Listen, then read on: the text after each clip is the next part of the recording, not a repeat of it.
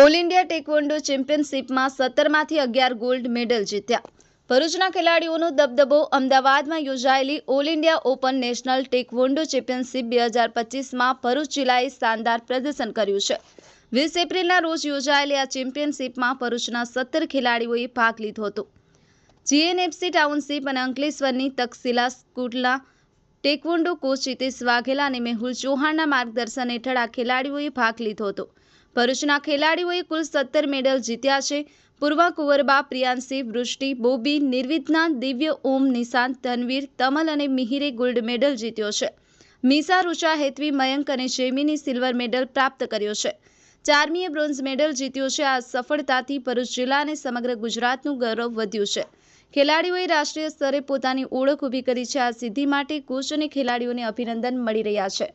અઝર પઠાણ, ગુજરાત અદ્ભુત ન્યૂઝ ગુજરાતી, ભરૂચ।